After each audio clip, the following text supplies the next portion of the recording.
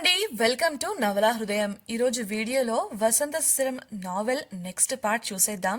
కథలోకి వెళ్ళిపోదాం రండి. సోఫీ ద్వారా సునీత వసంత్ను తన వలలో వేసుకోవాలని చూస్తున్నట్లు తెలుసుకుంటుంది సౌమ్య. తన తాతయ్య చేసే విచారణకు భయపడి జర్నలిస్టును చంపేయమని తన మనుషులకు చెబుతుంది. అంతలోనే ఏదో విషయం అర్థమై ఆమెలో భయం కలిగింది.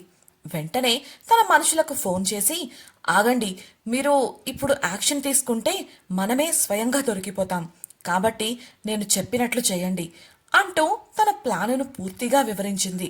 కాల్ కట్ చేసి తనలో తనే నవ్వుకుంటూ ఇప్పుడుంటుంది అసలాట అనుకుంది. ఒక ఆస్పత్రి ముందు ఆటో దిగిన కుసుమ కంగారుగా లోపలికి పరుగుపెట్టింది. అప్పటికే ఆమె కళ్ళు ఏడ్చి ఏడ్చి ఉబ్బిపోయాయి.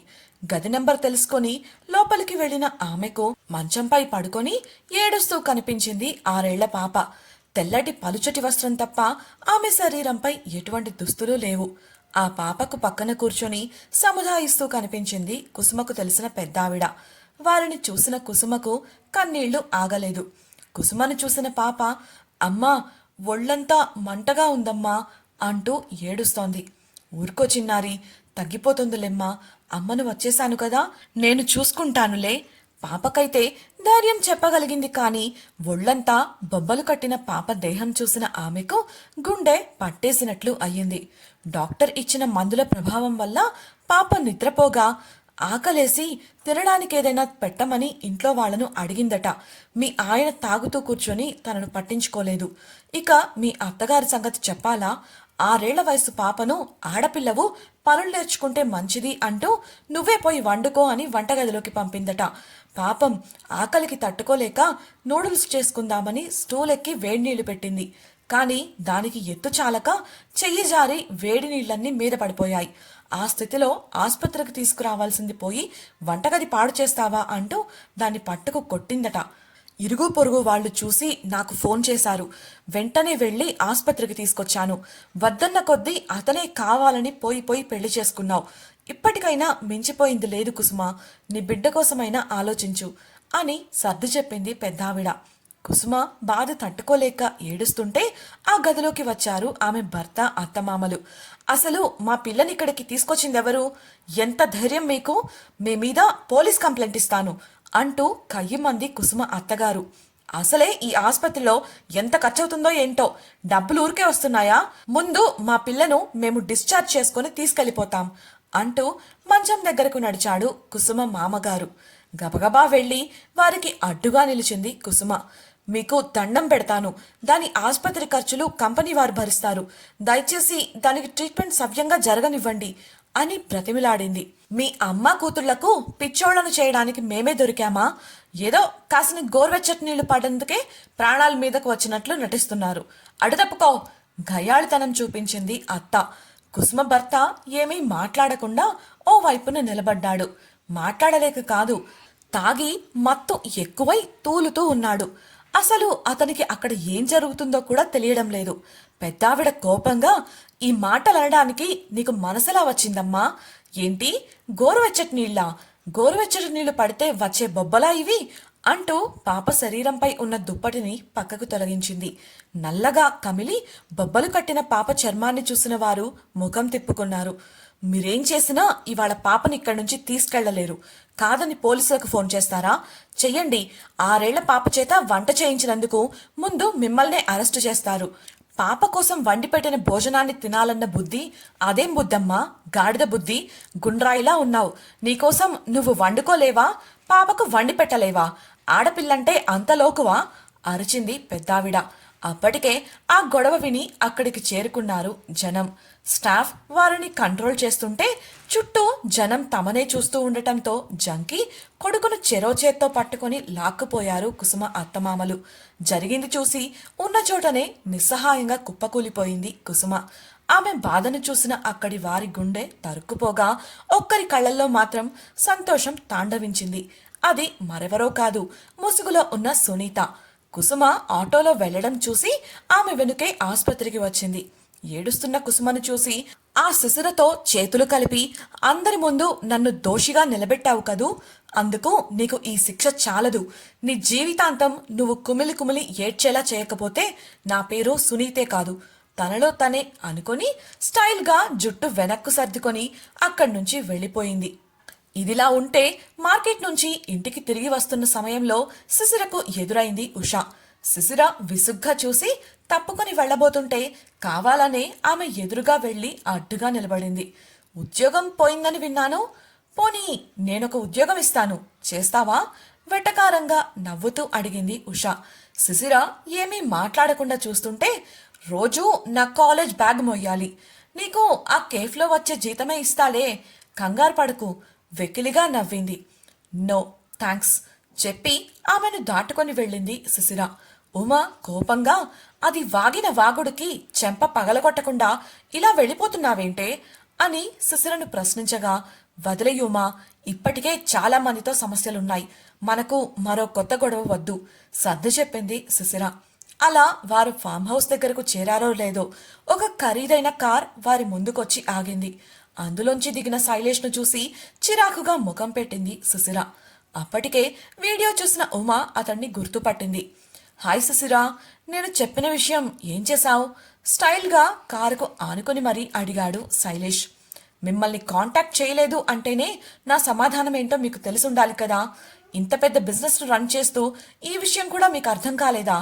సహజంగా చూస్తూ అడిగింది శిశిర.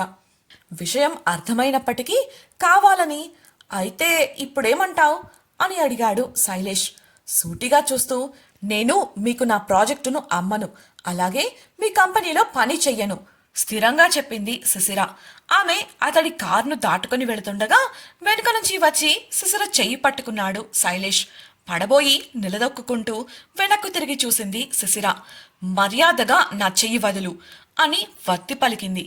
ఆమె ముఖం నవ్వుతున్నట్లు కనిపిస్తుంది కానీ వస్తున్న కోపాన్ని కంట్రోల్ చేసుకుంటూ స్థిరంగా ఉండటానికి ప్రయత్నిస్తోంది. అతడు అదేమీ పట్టించుకోకుండా నవ్వుతూ చూస్తుంటే చెంప చెళ్ళుమనిపించింది శిశిర.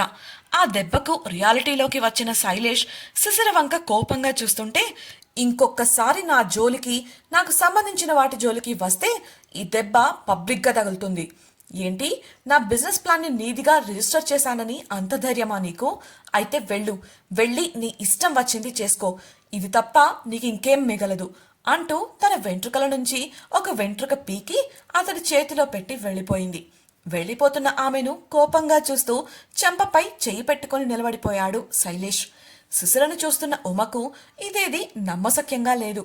ఓవైపు ఆశ్చర్యం, మరోవైపు సంతోషం, ఇంకోవైపు అనుమానం. ఇంటికి వెళ్ళగానే అడగకుండా ఉండలేకపోయింది. అసలు ఏంటే నీ ధైర్యం? అలా ఎలా కొట్టేశావు? ఆ ఉషతోనేమో కొత్త సమస్యలు ఎందుకు అని వచ్చేశావు, మరి ఇతన్ని ఎందుకు రెచ్చగొట్టావు అని ప్రశ్నించింది. శిశిర నవ్వి, కావాలనే కొట్టానుమా, నేను చేసిన పని వల్ల నాకు కొత్తగా రాబోయే సమస్యలంటూ ఏమీ లేవు. అసలు ఆ డేటా ఎలా కంపెనీ నుంచి బయటకు వెళ్ళింది అని తెలిస్తే ఈ సమస్యలన్నీ తీరిపోతాయి. డేటా ఇచ్చిన వాళ్ళ వైపు నుంచి ఎటువంటి లీడ్ దొరకడం లేదు, కాబట్టి తీసుకున్న వాళ్లను రెచ్చగొడితే వసంత్ గారు చేసే ఇన్వెస్టిగేషన్కి ఏదో ఒక లీడ్ దొరకపోదా అని, దీనిలో మనకు రాబోయే లాస్ ఏమీ లేదు కదా అని తన ప్లాన్ను వివరించింది. Wow, super plan. పర్లేదు, వసంత్ గారిని పెళ్లి చేసుకున్నాక నీ తెలివితేటలు బాగానే పనిచేస్తున్నాయి సరదాగా అన్న ఉమను చిరుకోపంగా చూసింది శిశిర. ఆ వెంటనే ఆ ఇద్దరూ నవ్వేశారు.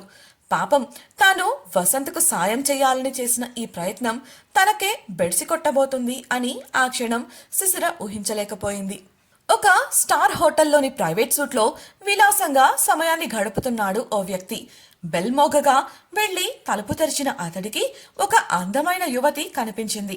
చేతిలో మందు గ్లాసుతో ఆమెను లోపలికి ఆహ్వానిస్తూ, welcome my dear gorgeous lady, come on let's enjoy అని చెప్పాడు.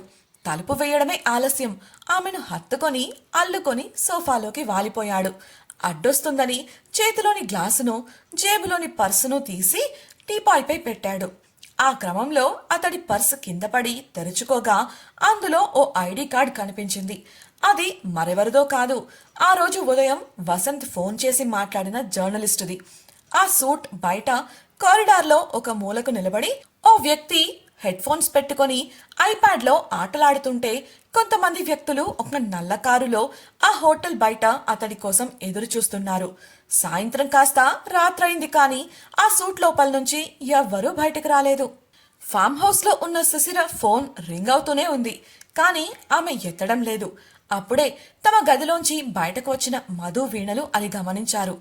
అదేంటి సుశిర, ఫోన్ అంతలా రింగ్ అవుతుంటే ఎత్తి మాట్లాడొచ్చుగా అని సలహా ఇచ్చింది మధు. తన ఫోన్ సంగతి తను చూసుకుంటుందిలే కానీ ఇంతకీ మీరేంటి ఈ టైంలో ఎక్కడికి రెడీ అయ్యారు ఆరా తీసింది ఉమా.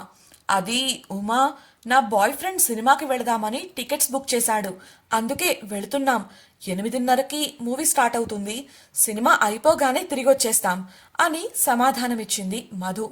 ఉమా ఏమంటుందో అని వారిద్దరూ సంశయంగా చూస్తుంటే, హా, జాగ్రత్తగా ఎడిరండి, ఇలాంటివి వద్దు అని చెప్తే వినే రకాలు కాదు కదా మీరు, అప్డేట్ ఇస్తూ ఉండండి విసుగ్గా చెప్పి వంటగదిలోకి వెళ్ళిపోయింది ఉమా.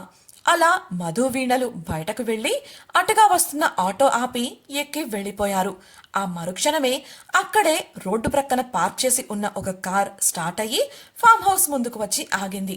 ఇల్లంతా ప్రశాంతంగా ఉండటంతో కార్ ఇంజన్ సౌండ్ విన్న సుశిర ఉమా బయటకు వెళుతుంటే చెయ్యి పట్టుకుని ఆపింది. ఎవరో వచ్చినట్లున్నారు, చూసొస్తానే అన్న ఉమను వచ్చిన వాళ్ళు లోపలికి రాలేరా ఏంటి సైలెంట్లో ఉండి రింగ్ అవుతున్న తన ఫోన్ వంక చూస్తూ చెప్పింది. విషయం అర్థమైన ఉమా సరిపోయింది కానీ దొరికిందిగా ఛాన్స్ నవ్వుకుంటూ లోపలికి వెళ్ళిపోయింది. కాలింగ్ బెల్ రింగ్ అయినా సుశిర అక్కడి నుంచి కదల్లేదు. ధీమాగా కూర్చుని టీ తాగుతూ ఉంది. డోర్ తెరవడానికి ప్రయత్నిస్తున్న శబ్దం వినపడి తనలో తనే ముసిముసిగా నవ్వుకుంది. తాను తీస్తే తప్ప తలుపు తెరుచుకోదు అన్న ధీమా ఆమెది. సరేలే పాపం అనిపించి లేచి తలుపు దగ్గరకు నడవబోగా తలుపు తెరుచుకొని వేగంగా లోపలికొచ్చి ఆమెకు ఎదురుగా నిలబడ్డాడు వసంత్. షాక్లో కళ్ళు పెద్దవి చేసి చూసింది సుశిర. తాళం వేసి ఉన్న తలుపు ఎలా తెరుచుకుందో ఆమెకు అర్థం కాలేదు. వసంత్ చేతిలోని కీస్ కనిపించి అతడి దగ్గర కూడా ఒక సెట్ తాళాలు ఉన్నాయి అని అర్థం చేసుకుంది. అంతలోనే సీరియస్గా ముఖం పెట్టి విసురుగా వెనక్కు తిరిగి వెళ్లబోయింది. అది గమనించిన వసంత్ ఆమె చెయ్యి పట్టుకుని ఆపగా చురుగ్గా చూసింది సుశిర. సారీ సుశిర, అసలు ఏం జరిగిందంటే అంటూ విషయం చెప్పడం మొదలుపెట్టాడు వసంత్. ఇంతకీ వసంత్ని సుశిర క్షమిస్తుందా? వచ్చింది అతడే అని ఆమెకు ఎలా తెలుసు? సౌమ్యతో వాదించిన ఆమె వసంత్పై కోపమెందుకు చూపిస్తోంది? సౌమ్య ప్లాన్ ఏంటి? జైలు నుంచి విడుదలైన సునీత ఊరికే ఉంటుందా? సుశిర వేసిన ప్లాన్ ఏంటి? అది బ్యాక్ ఫైర్ ఎలా అయ్యింది? తెలుసుకోవాలనుకుంటున్నారా? అయితే ఛానల్ను సబ్స్క్రైబ్ చేసి వసంత శిశిరం నెక్స్ట్ పార్ట్ వినేయండి. అలాగే మీకు ఈ వీడియో నచ్చినట్లయితే లైక్ చేసి మీ సన్నిహితులకు షేర్ చేయండి. మీ అభిప్రాయాలను మాతో పంచుకోవడం కోసం కమెంట్ సెక్షన్లో తెలియజేయగలరు. ఇట్లు మీ నవలా హృదయం team. Thank you for listening.